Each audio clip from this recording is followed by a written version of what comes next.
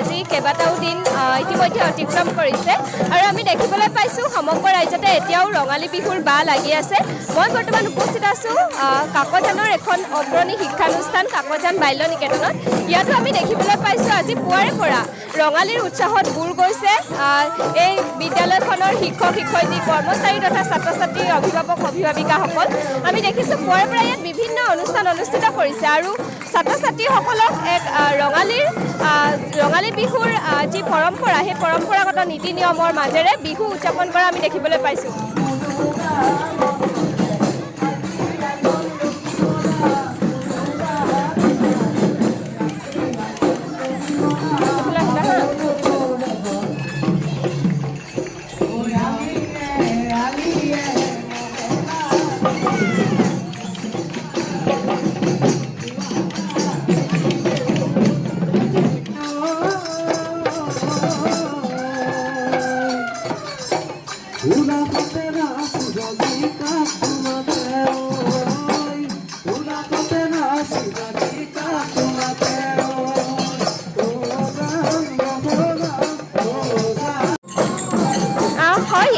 শিক্ষক শিক্ষয়িত্ৰীসকলেও যথেষ্ট ইয়াত সহযোগিতা কৰিছে আৰু তেওঁলোকৰ বিদ্যালয়ৰ অধ্যক্ষ আছে, মই তেওঁৰ পৰা জানিবলৈ চেষ্টা কৰিম।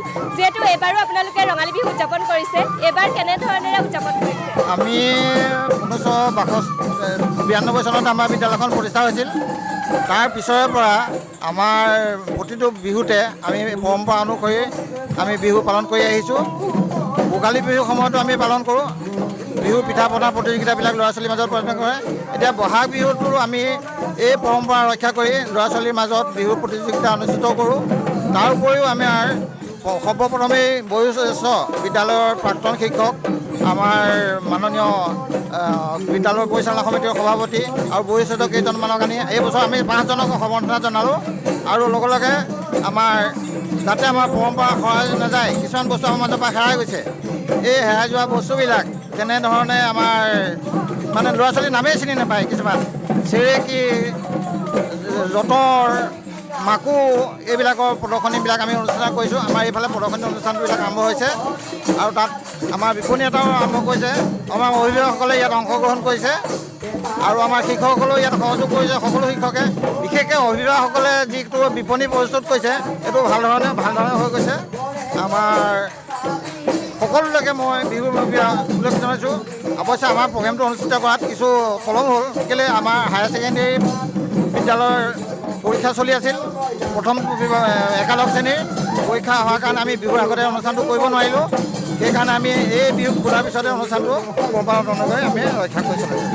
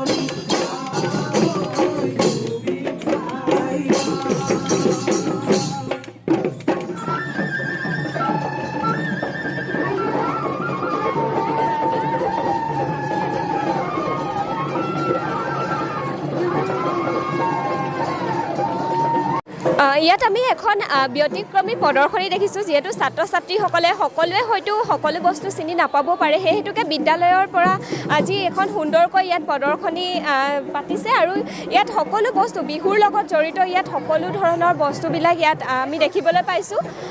বাইদেউ এগৰাকী আছে, মই বাইদেউৰ পৰা জানিবলৈ চেষ্টা কৰিম। যিহেতু আপোনালোকে এখন প্ৰদৰ্শনী ব্যতিক্ৰমীভাৱে তৈয়াৰ কৰিছে, যিহেতু ছাত্ৰ ছাত্ৰীসকলৰ পৰিচয়ৰ বাবে নিশ্চয়কৈ এয়া কৰিছে, কি ক'ব?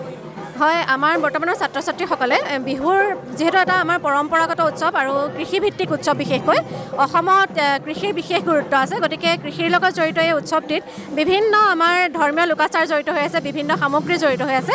আমি ছাত্ৰ ছাত্ৰীসকলক ইয়াৰে কিছু আভাস দিবৰ বাবে এই বস্তুখিনি আমি প্ৰস্তুত কৰিছোঁ। যেনেকৈ গৰু বিহুত আমাৰ গৰুৰ চাট প্ৰস্তুত কৰা হয়, তেনেকৈ গৰুৰ পঘা আৰু এইখিনি যিখিনি শাক আমি 100 এবিধ শাক আমি বিহুত মানে ব্যৱহাৰ কৰোঁ। তাৰ উপৰিও এইখিনি মাহ হালধি আৰু বিহুৰ লগত যিহেতু আমাৰ পৰম্পৰা জড়িত হৈ আছে, বিহুৰ সময়তে আমাৰ বিশেষকৈ বতৰ বেয়া হয়, বতাহ বৰষুণ আহে আৰু বতাহ বৰষুণৰ পৰা ৰক্ষা পাবৰ বাবে আমি এনেকৈ নাহৰ পাতত শিৱৰ এটি মন্ত্ৰ লিখি পেলাই আমি ঘৰত ৰাখোঁ। গতিকে এইখিনিও আমি ছাত্ৰ ছাত্ৰীক শিকাবলৈ যত্ন কৰিছোঁ। আৰু লগতে আমাৰ এয়া বিহুৰ পিঠা পনা আছে, আমাৰ কপৌ ফুল আছে, বিহুৰ অতিকে প্ৰয়োজনীয় সম্পদ। আৰু সেইফালে আমাৰ বিহুৰ যিখিনি বাদ্যযন্ত্ৰ সেইখিনিও আমি ছাত্ৰ ছাত্ৰীক দেখুৱাবলৈ যত্ন কৰিছোঁ। আৰু ছাত্ৰ ছাত্ৰীসকলে যিখিনি আমাৰ বিহুত আ অলংকাৰ ব্যৱহাৰ কৰোঁ সেইখিনিও আমি ইয়াত প্ৰদৰ্শন কৰিবলৈ যত্ন কৰিছোঁ।